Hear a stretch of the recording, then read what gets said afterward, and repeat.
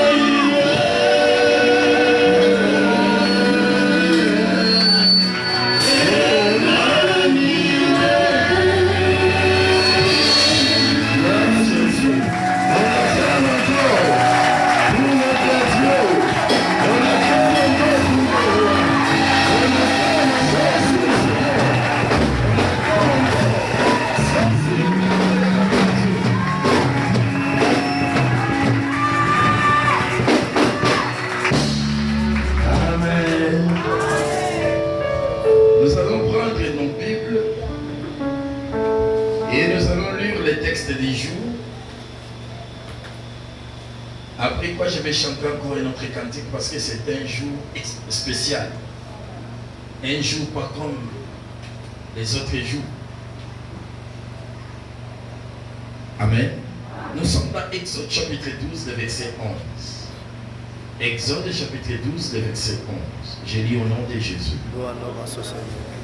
Quand vous les mangerez, vous aurez vos reins sains, vos souliers aux pieds et votre bâton à la main, et vous les mangerez à la hâte.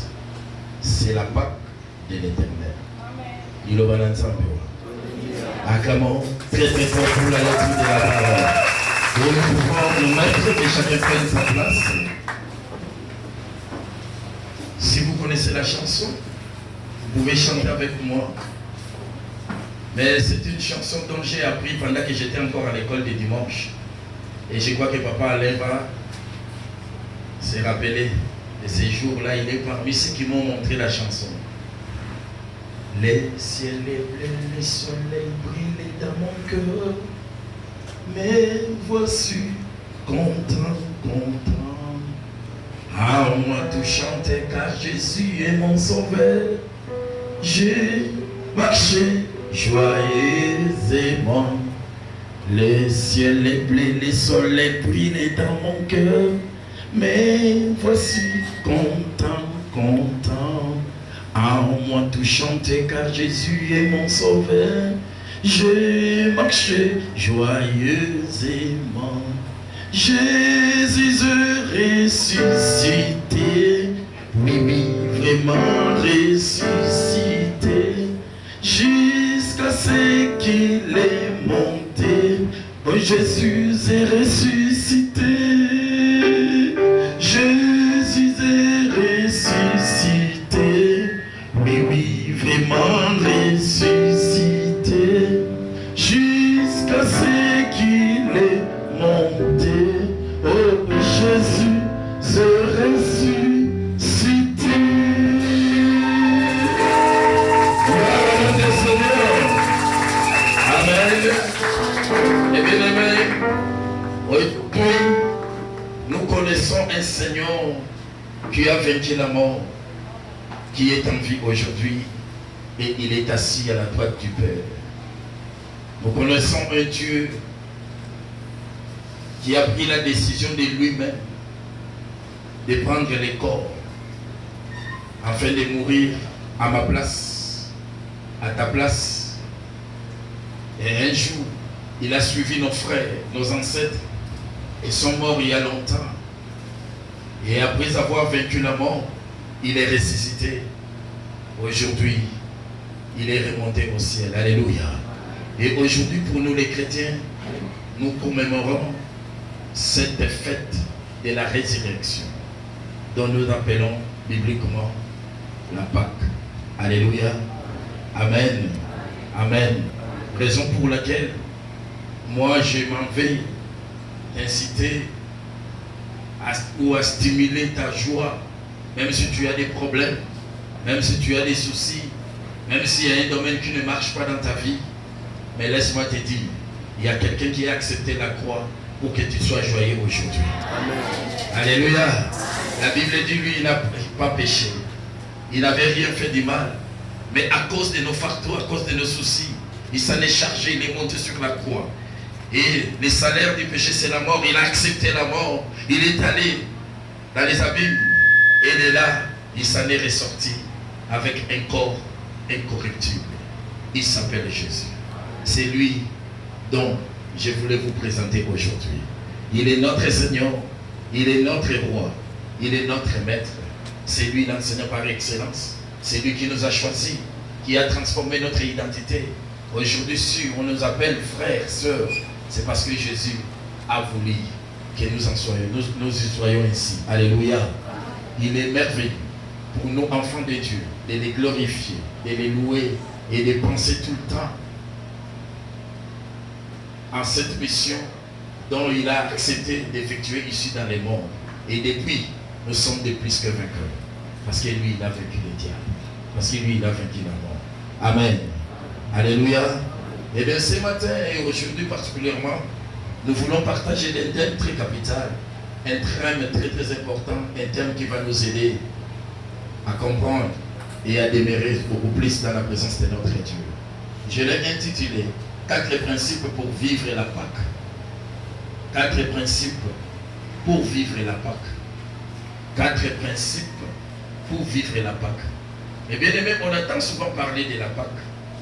Ça s'est dit dans la télé, ça s'est dit dans la radio, ça s'est dit dans plusieurs assemblées, ça s'est dit dans les mondes, ça s'est dit partout. Mais beaucoup de chrétiens ne maîtrisent pas encore la vraie signification, le vrai sens de ce mot, de cette fête de Pâques. Beaucoup de chrétiens sont encore ignorants par rapport à cette grande manifestation. Raison pour laquelle aujourd'hui, mes bien-aimés, je voulais nous expliquer et surtout comprendre comment peut-on vivre la Pâque dans sa vie. Il est important, mes bien-aimés, de la vivre dans sa vie parce que nous sommes enfants de Dieu. Cet homme-là qui a accepté de mourir, il a choisi cette date, il a choisi ce jour, la Pâque.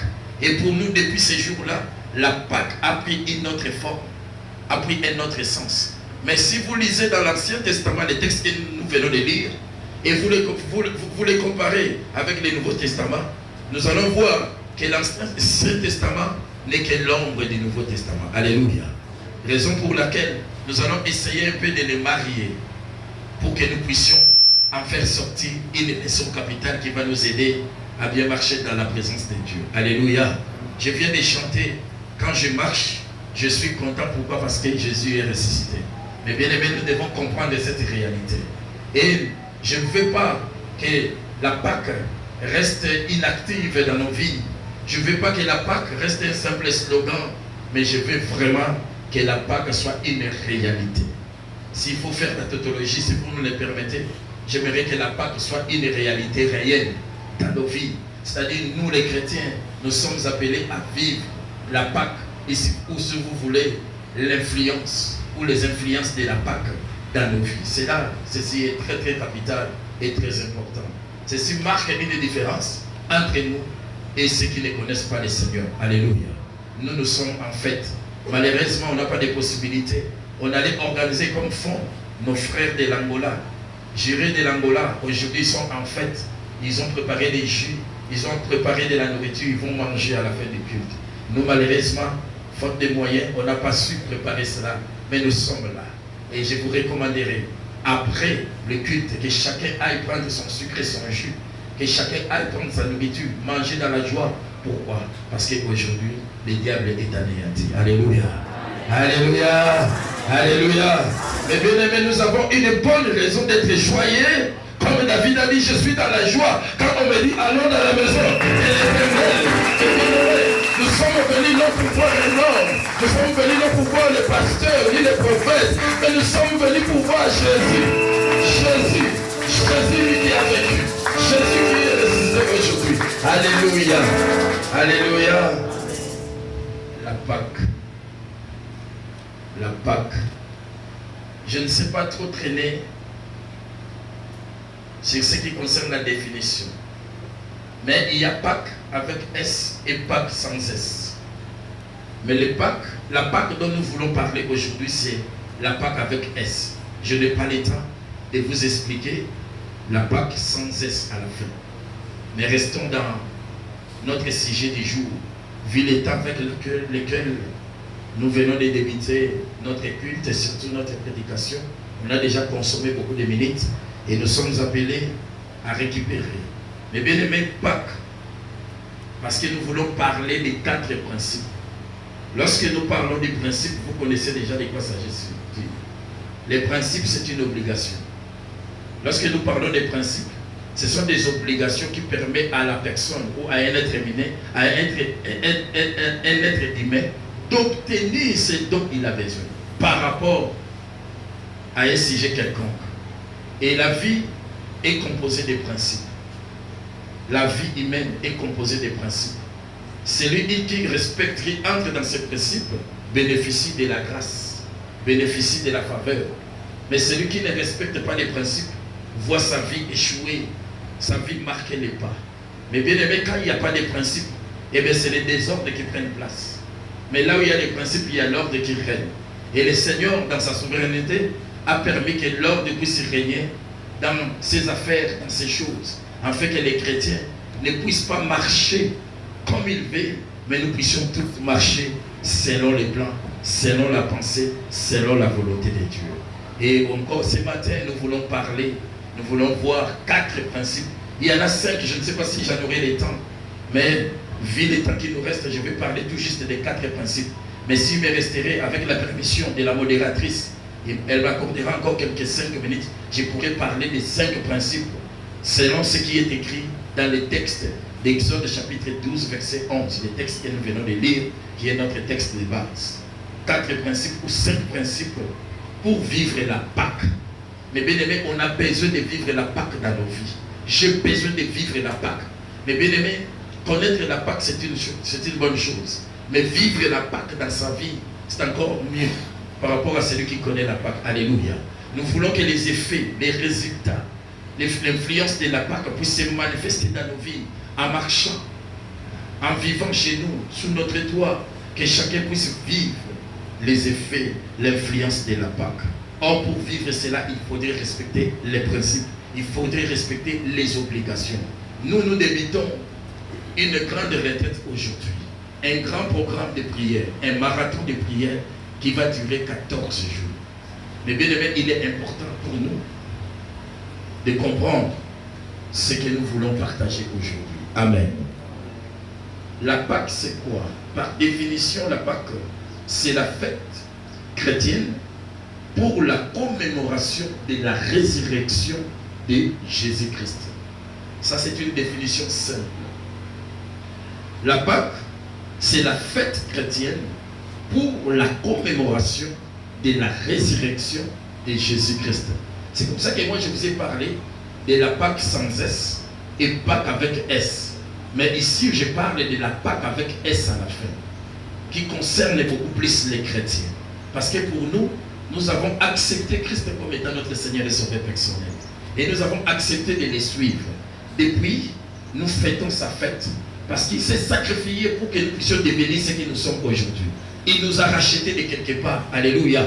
Pour faire de nous des hommes et des femmes agréables, des hommes et des femmes transformés à l'image, à son image ou à l'image de notre Seigneur.